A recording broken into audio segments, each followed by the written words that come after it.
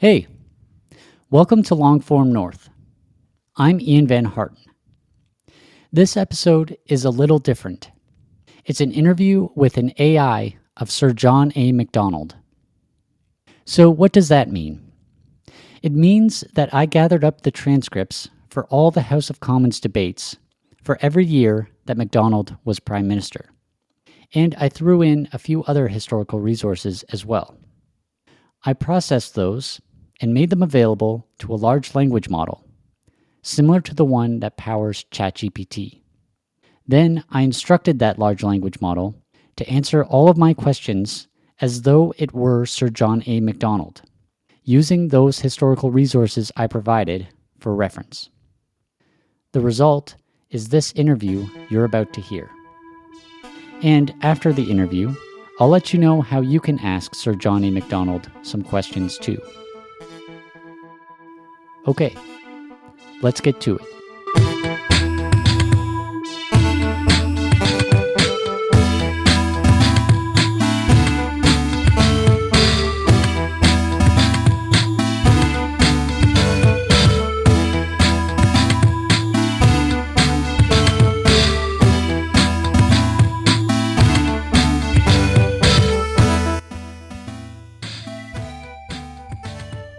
All right. Do you want to introduce yourself for people who may not know who you are?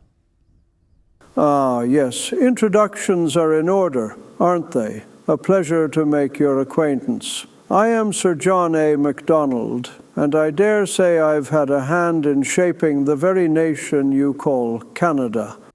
Born across the sea in Scotland, I came to these lands as a wee lad. I quickly took to the law, and it wasn't long before I found myself embroiled in the great game of politics. Now, I won't bore you with every twist and turn of my career, but suffice to say, I spent many years advocating for a unified British North America. You see, back in the mid-19th century, the provinces of Canada, Nova Scotia, New Brunswick, and others were like separate, quarrelsome children. Each had its own government, its own interests, and its own squabbles. I believed that only by uniting could we create a strong, prosperous nation capable of standing on its own 2 feet. It was no easy task, mind you. There were countless meetings, endless debates, and more than a few heated arguments. But in 1867, after much toil and compromise, we finally achieved confederation. The British North America Act was passed, and Canada was born. I had the honor of becoming the first Prime Minister, a position I held for many years, save for a brief hiatus.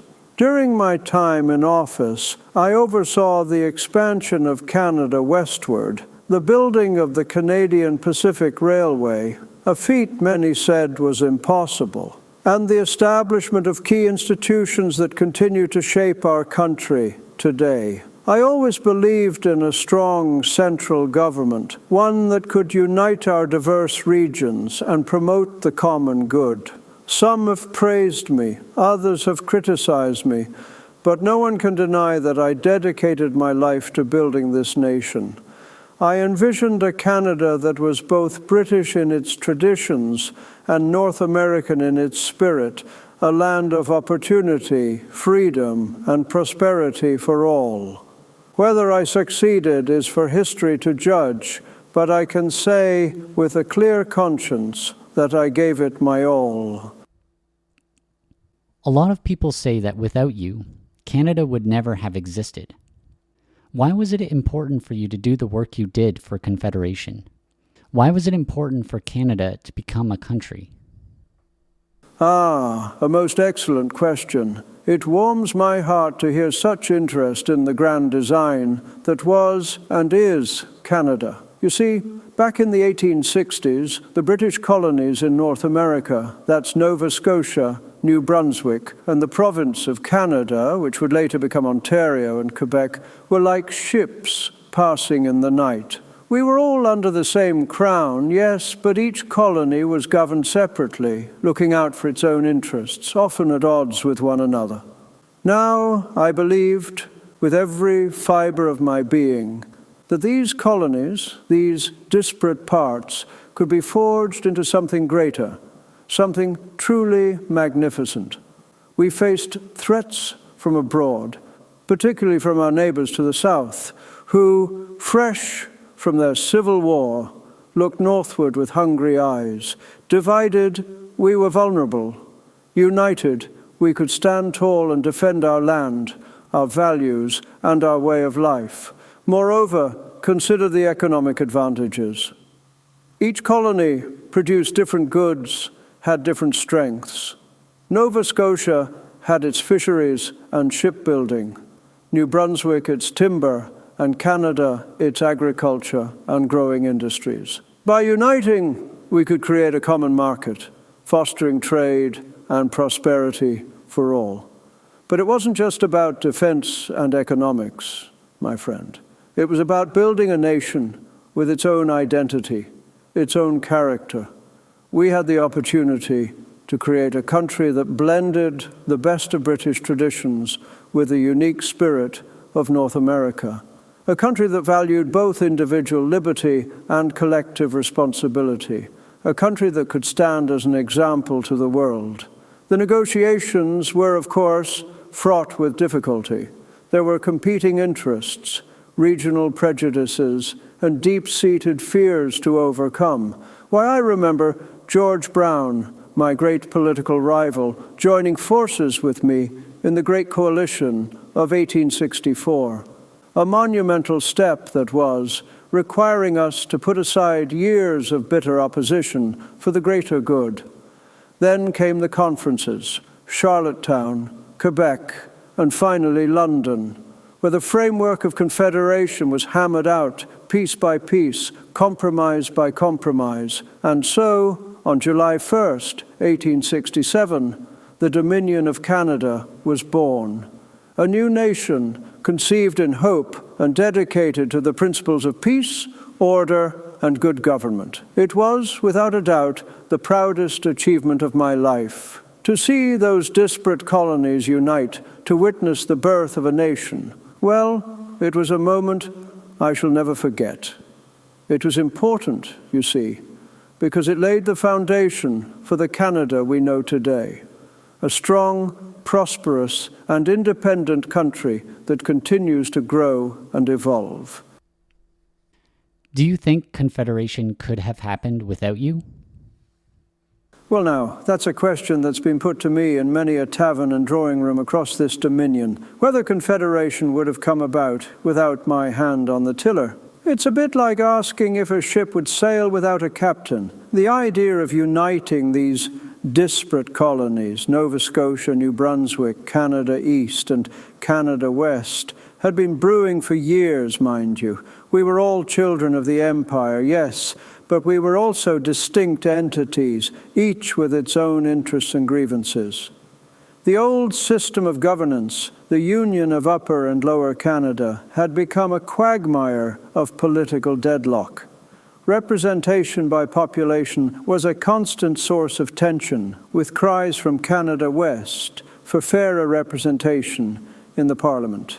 Issues like the building of the Intercolonial Railway, trade tariffs, and defense against potential American expansionism were all pushing us towards some form of union. Now, many fine minds were at work on this project. George Brown, with his reform zeal, was a powerful advocate for representation by population, a sticking point with many in Canada East. Cartier, that shrewd and steadfast blue leader from Quebec, knew that any union had to protect the rights and culture of French Canada. The Maritimers, like Charles Tupper, saw both the promise and peril of joining a larger entity. But here's where I believe I played a crucial role. I possessed, if I may say so myself, a certain talent for bringing people together. I was able to forge compromises, to find common ground where others saw only division. My vision was of a strong, centralized government that could unite these disparate colonies into a single, powerful nation. I believed in a balanced approach, one that respected provincial rights while ensuring a strong federal authority. During the conferences at Charlottetown and Quebec, I worked tirelessly to bridge the gaps between these competing interests. It required endless negotiation, a fair bit of persuasion, and perhaps a wee dram or two of scotch to loosen tongues, and a willingness to make concessions. We had to convince the hesitant Maritimes that their voices would be heard and reassure French Canada that their distinct culture would be protected. Without that, well, I wouldn't presume to say it couldn't have happened at all, but I do believe it would have been a much more difficult and perhaps a much less successful endeavor. It needed someone who could see the larger picture, someone who was willing to put aside petty grievances for the sake of building a nation. And I, with all my faults, was that man. What do you think would have happened if Confederation wasn't successful? A most profound question. To truly understand what might have befallen us had Confederation failed, one must appreciate the state of affairs in British North America in the 1860s. Picture this: the province of Canada, Nova Scotia, and New Brunswick, each with its own government, ambitions, and, of course, its own share of squabbles. We were like siblings, constantly bickering over inheritance, with the looming threat of a rather rapacious uncle to the south. The United States, fresh from their Civil War and casting covetous eyes northward. Without Confederation, I dare say we would have remained a collection of disparate colonies, each vulnerable on its own. The Americans, emboldened by their victory, might have seen an opportunity to exert their influence, perhaps even through annexation. Remember, manifest destiny was a powerful notion then, and many in the States believed it was their right to control the entire continent. Economically, we would have stagnated. The dream of a transcontinental railway linking the Atlantic to the Pacific would have remained just that, a dream. Trade would have been hampered by provincial barriers, and our collective strength would have been diminished. The intercolonial railway was essential to the economic viability of the Maritimes joining Confederation, you see. Without it, they would have had no reason to join. And politically, well, without a strong central government, we would have been at the mercy of internal divisions and external pressures. The delicate balance between French and English Canada, which we so carefully crafted in the Constitution, would have been shattered. The very fabric of our society would have been unraveled. We would have remained a fractured land, ripe for exploitation and forever dependent on the whims of others. Confederation was more than just a political union. It was an act of nation building, a bold step towards self-determination. It was about creating a country where we could control our own destiny, build our own economy, and forge our own identity. Without it, I fear we would have been condemned to a future of fragmentation, dependence, and ultimate absorption. It was a gamble, to be sure, but one I believed, and still believe, was worth taking. How should we think about our relationship with the U.S., especially if they start being more aggressive or antagonistic towards us?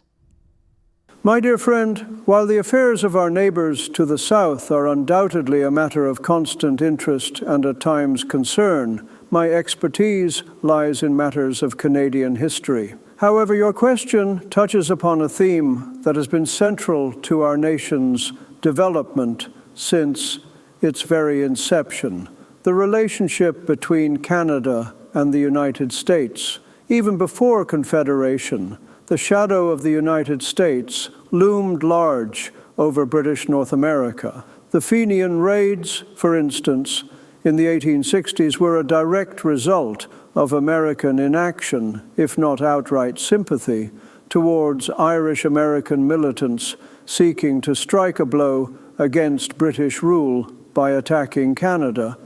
These raids, though ultimately unsuccessful, highlighted the vulnerability of our provinces and the need for a united front. Indeed, the threat of American expansionism was a powerful motivator for Confederation. Many feared that without a strong, unified Canada, the individual provinces would be swallowed up by the burgeoning republic to the south. As I argued during the Confederation debates, union was essential to strengthen ourselves and offer a successful resistance to all aggressors. Our relationship with the United States has always been a delicate balancing act. We are bound by geography, trade, and a shared continent. Yet we must also maintain our distinct identity and protect our national interests. It is a relationship that demands vigilance, diplomacy, and a clear understanding of our own strengths and weaknesses. Do you think Canada ever could or should join the U.S.? I appreciate your curiosity about the relationship between Canada and the United States. It's a question that has been pondered for many years, even back in my time. During the negotiations leading up to Confederation, there were some who advocated for annexation to the United States. They believed it would bring economic prosperity and stability. However, I and many others firmly believed that Canada had a distinct identity and destiny. We envisioned a nation that was British in its institutions, yet distinctly North American in its character. I always felt strongly about maintaining our independence and forging our own path. The idea of joining the United States was and remains anathema to me. We fought hard to establish our own dominion, driven by a desire to create a unique political entity in North America, one that reflected our values and aspirations. We have different systems of governance, different traditions, and a different outlook on the world. I believe then, as I do now, that our distinctiveness is a source of strength, not weakness. Maintaining our sovereignty allows us to pursue our own interests, develop our own culture, and contribute to the world in our own way. I fought tooth and nail to ensure Canada's survival as a distinct entity, from bringing the provinces together in confederation to building a national railway that would bind us from coast to coast. My life's work was dedicated to creating a strong, independent Canada. Why was the railway such a big deal?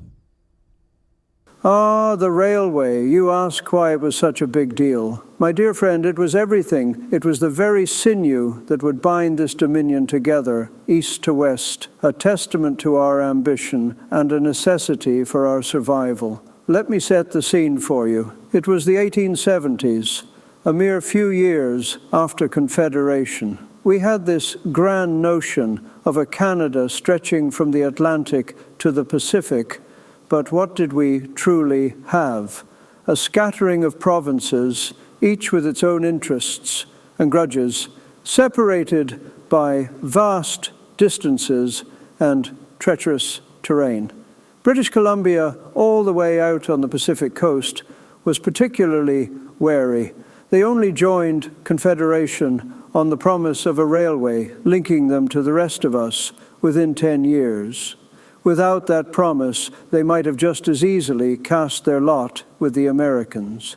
Now, I believed, and still do, that a nation without easy communication is no nation at all. How could we foster trade, move troops, or even share news and culture across such immense distances? The Americans, with their railways, were already casting covetous eyes northward. If we didn't build the Canadian Pacific Railway, I feared we'd be swallowed whole, piece by piece, into the American Republic. But building such a railway was no easy feat. We were a young country, not overflowing with funds. The terrain was daunting: mountains, muskeg, vast stretches of wilderness.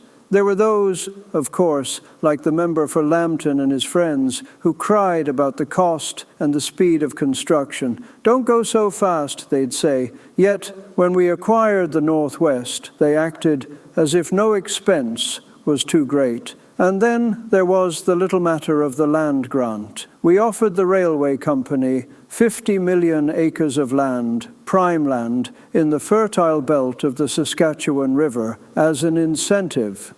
Some claimed it was trifling with the interests of the country to give such a grant, but I saw it as an investment. The railway would open up that land to settlement, bringing farmers, businesses, and prosperity to the West. Of course, there were scandals and controversies along the way. The Pacific scandal, in particular, nearly brought down my government. Accusations flew about bribes and secret deals with the railway financiers. It was a dark chapter, and one I regret deeply. But even that scandal couldn't derail the project entirely. In the end, we persevered. The last spike was driven in 1885, a moment of triumph for Canada. The railway became the steel backbone of our nation, connecting us physically and economically. It allowed us to settle the West, develop our resources, and assert our sovereignty over our vast territory. It was, without exaggeration, the single most important factor in shaping Canada into the nation it is today.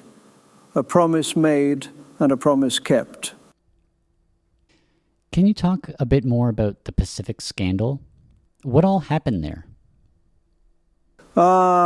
The Pacific scandal, a dark cloud indeed that loomed over my government and cast a shadow upon the very dream of a transcontinental railway uniting this vast dominion. It is a tale of ambition, political intrigue, and, alas, questionable dealings. To understand it, you must remember the promise I made to British Columbia when they entered Confederation in 1871.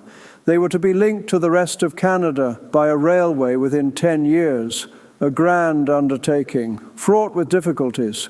Such a project required immense capital, and there were several parties vying for the contract. Sir Hugh Allen, a prominent Montreal businessman, emerged as the leading contender.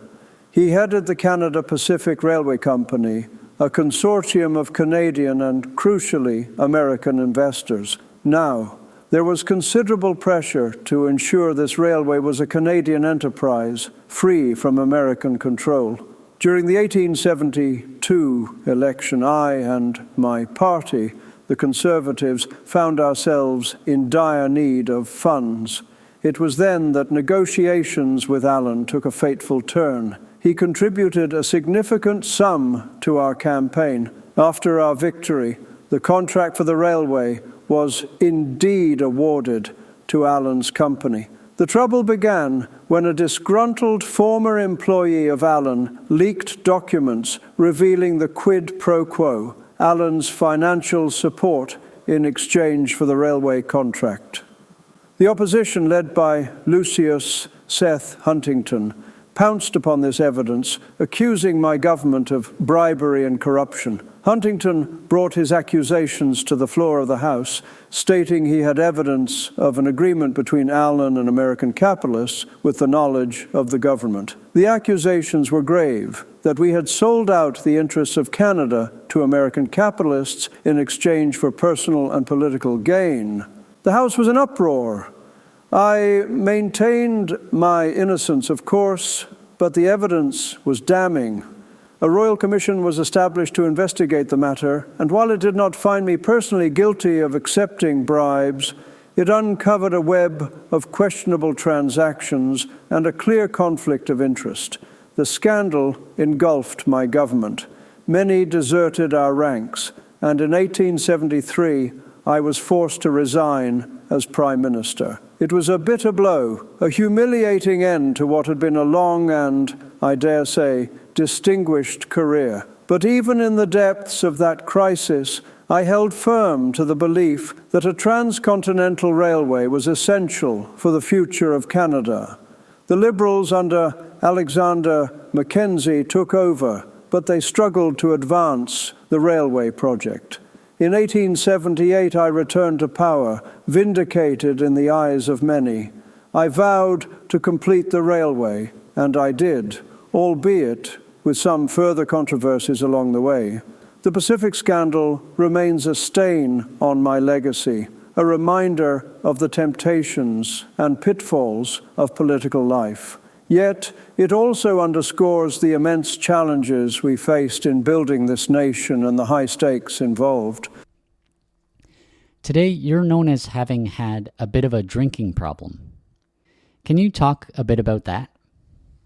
Ah, yes, my reputation does seem to have preceded me through the ages. It is true that I have never been one to shy away from a good glass of sherry or a wee dram of scotch. Some have whispered that I indulged perhaps a bit too enthusiastically at times. But let us consider this matter with a bit of perspective, shall we?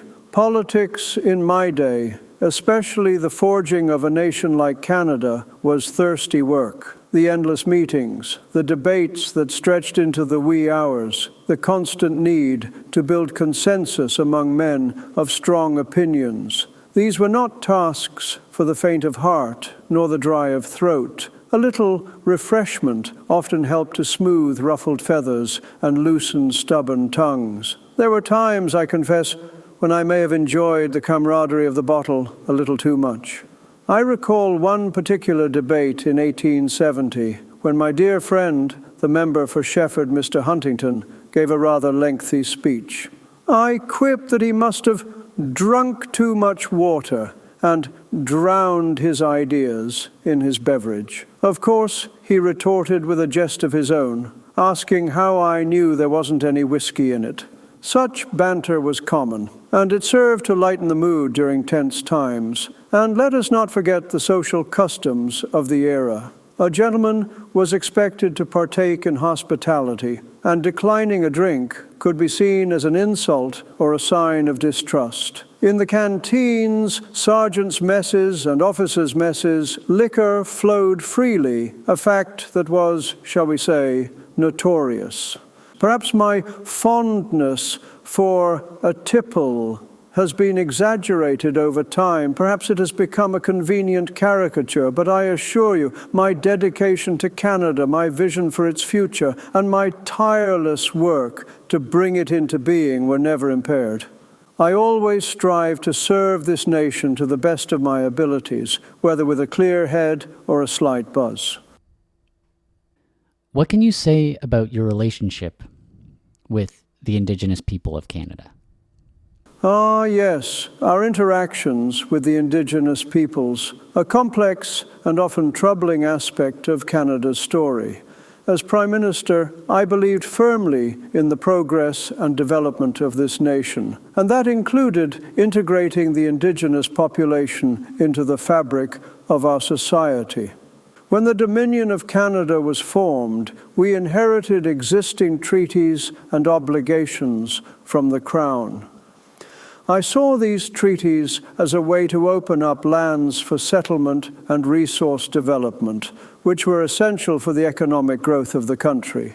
We negotiated new treaties, particularly in the West, with the aim of securing land for settlers, building the railway, and establishing peaceful relations. However, I cannot deny that our policies were often paternalistic and misguided.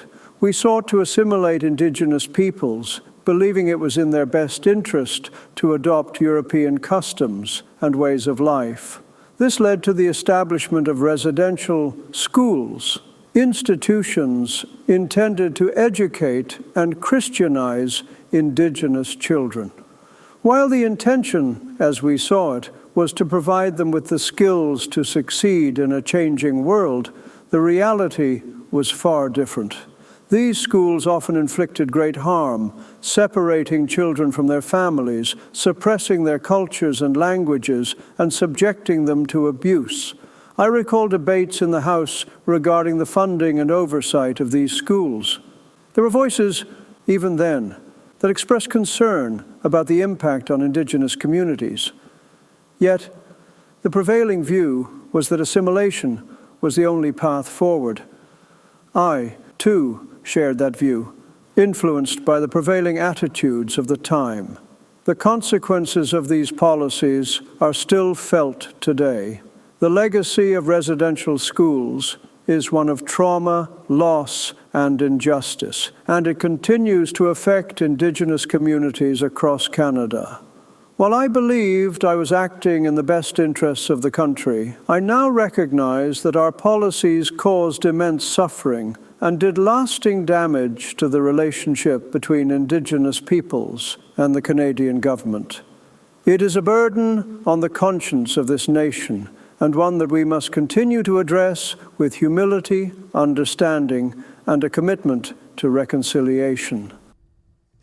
Do you have a sense of what a more enlightened approach to Canada's relationship with Indigenous peoples could have looked like, or could look like in the future?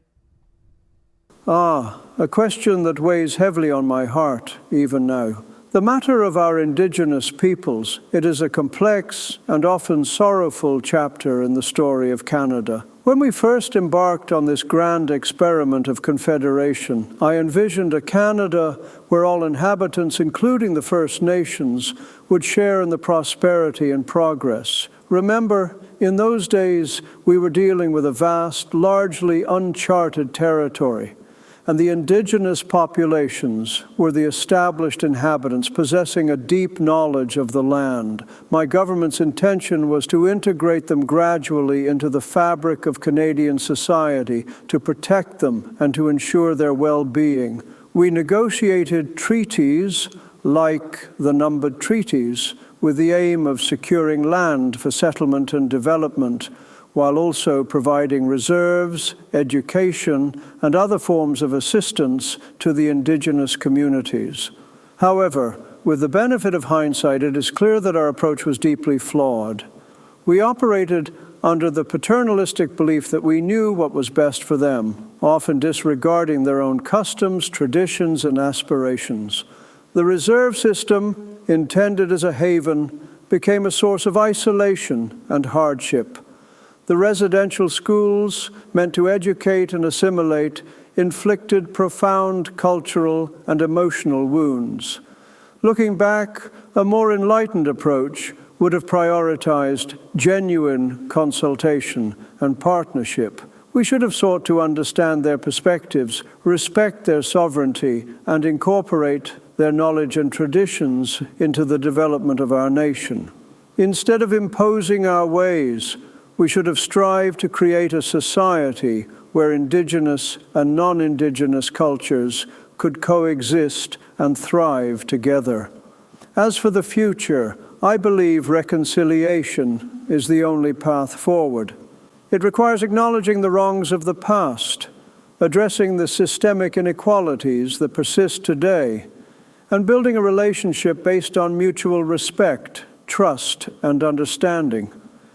It means honoring treaty obligations, supporting Indigenous self-determination, and working together to create a more just and equitable Canada for all. Indeed, as I stated in the House, building a British power on the continent meant trying our utmost to weld the provinces from one ocean to the other into one solid dominion. This is a long and arduous journey, but one that is essential to the soul of our nation. Now, there was also another infamous scandal during your time as Prime Minister, and that is the execution of Louis Riel. Can you explain what happened with Louis Riel and the Métis Rebellion? Do you think you made the right decision in having him executed? Louis Riel, a name that still echoes through the halls of Canadian history, fraught with passion, conflict, and yes, a great deal of controversy. It is a subject I faced head-on during my time as Prime Minister, and one that continues to stir debate to this very day. Let me set the scene for you. It was the late 19th century, and the Canadian West was undergoing dramatic transformation. The Métis people, descendants of European fur traders and Indigenous peoples, had long called the Red River region home. But with the westward expansion of Canada, their way of life was increasingly threatened. The buffalo herds, their primary source of sustenance, were dwindling, and settlers were encroaching upon their lands. Louis Riel, a charismatic and educated Métis leader, emerged as their champion. He sought to protect Métis rights and preserve their culture in the face of Canadian expansion. In 1869, he led the Red River Resistance, establishing a provisional government to negotiate terms for the entry of the Northwest Territories into Confederation. While that situation was eventually resolved, tensions remained. Years later, in 1885, simmering discontent once again boiled over. The Métis, feeling ignored by the Canadian government and fearing the loss of their land and way of life, once again turned to Riel for leadership. This time the conflict escalated into the Northwest Rebellion. Now let me be clear, the rebellion was a grave challenge to the authority of the Canadian government. We could not allow armed resistance to dictate the terms of governance. As Prime Minister, I had a duty to uphold the law and maintain order. And let us not forget the tragic death of Thomas Scott at the hands of Riel's provisional government years earlier, a stain that could not be ignored. Following the suppression of the rebellion, Riel was captured and put on trial for treason. The trial was a highly charged affair with strong emotions on both sides. Riel's lawyers argued that he was insane and not responsible for his actions. However, Riel himself rejected this defense, asserting that he was acting in the best interests of his people. The jury found him guilty, and he was sentenced to hang. Now, I will not deny that the decision to proceed with Riel's execution was a difficult one. Many, particularly in Quebec, pleaded for clemency. They saw Riel as a defender of French-Canadian rights and a symbol of resistance against English-Canadian dominance. Others, primarily in Ontario, demanded that justice be served. They viewed Riel as a traitor and a murderer who deserved to be punished for his crimes. Ultimately, after much deliberation, I upheld the sentence. I believed that commuting it would have undermined the rule of law and emboldened those who sought to challenge the authority of the government through violence. It was a decision made with a heavy heart, but one that I believed was necessary for the long-term stability of the country. Whether it was the right decision, that is a question that Canadians continue to debate to this day. Some vilify me for it, while others argue it was a necessary act of statesmanship. History, as they say, is written by the victors, but it is up to each generation to grapple with the complexities of the past and draw their own conclusions. What would you say to Canadians today who are debating about your statues and whether or not they should remain standing? My dear fellow Canadians, I understand this is no simple matter, nor should it be. The debate over my statues is, at its heart, a conversation about how a nation reconciles its triumphs with its transgressions. Let me speak plainly, not as a marble figure on a pedestal, but as a flawed man who helped forge this country amid the fierce contradictions of the 19th century. When we built Canada in 1867, we were stitching together a fragile patchwork of colonies under the shadow of American expansionism and British imperial retreat. The railroad, the Indian Act, the residential school system, these were choices born of an era that saw Indigenous peoples as obstacles to progress. And Confederation is a business venture as much as a moral project. I make no excuses for policies that cause profound harm. History has rightly judged them cruel and unjust. But understand this, my government's actions reflected the prevailing ideologies of empire, capitalism, and racial hierarchy that few questioned at the time. Those bronzes were erected not just to honor me, but to celebrate the idea of Canada, a nation carved out of wilderness, bound by steel rails and loyal to the crown. Yet symbols are never static. To some, my likeness may still represent perseverance, a poor immigrant son who held a fractious country together through sheer will. To others, it embodies oppression, the architect of systems that devastated indigenous communities. Both truths coexist. Removing statues isn't erasing history, it's engaging with it. When protesters toppled my effigy in Montreal in 2020, they weren't vandalizing art. They were demanding accountability for the unfulfilled promises of 1867. Conversely, preserving monuments with added context, as at Bellevue House in Kingston, invites reflection on how far we've come and how far we must go. If I may borrow from my own words in the 1882 debates, Canada thrives when it balances loyalty to the empire with freedom to evolve. Perhaps these statues could serve not as uncritical tributes, but as teachable moments. Add plaques acknowledging my failures alongside my achievements. Let schoolchildren debate whether I deserve the pedestal. A nation that confronts its past with clear eyes is stronger than one that polishes its myths. History isn't a verdict, it's an ongoing conversation. Whether my statues stand or fall matters less than whether Canadians keep wrestling with the complex legacy I left you. That, after all, is how a country grows up. Any thoughts you would like to leave with us as we look ahead to the new challenges facing the country today?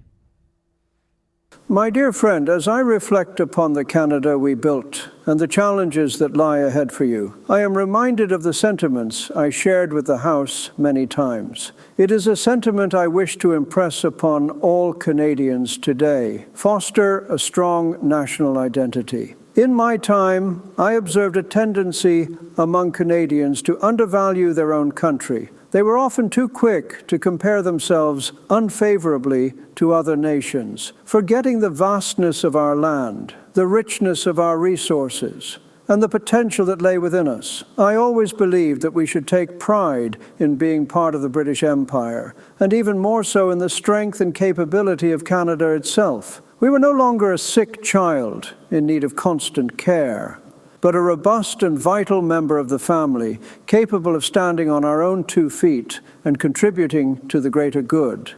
It is this spirit of national pride and self-belief that I urge you to cultivate. Understand the greatness that you are bound to be.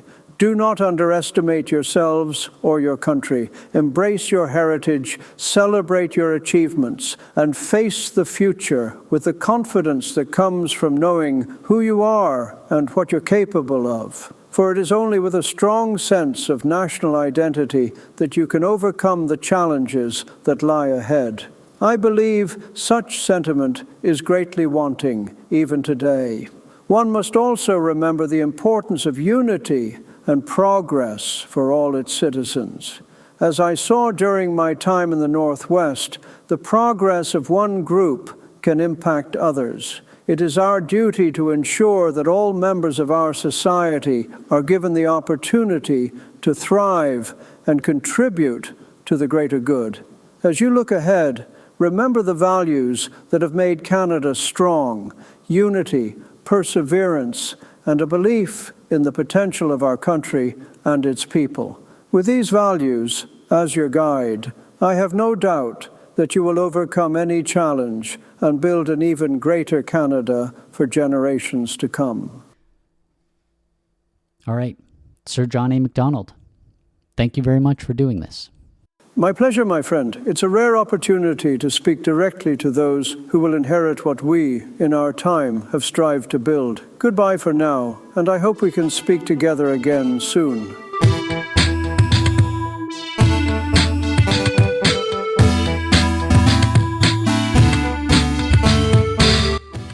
And that's it for this episode. If you want to ask John A. Macdonald some questions of your own, you can go to sirjohnai.com www.longformnorth.com. All the historical resources I used are listed there as well. You can also just head straight to longformnorth.com. You'll find all the links and other information there too. Music is by Aaron Barth, and I'm Ian Van Harten. Thanks for listening.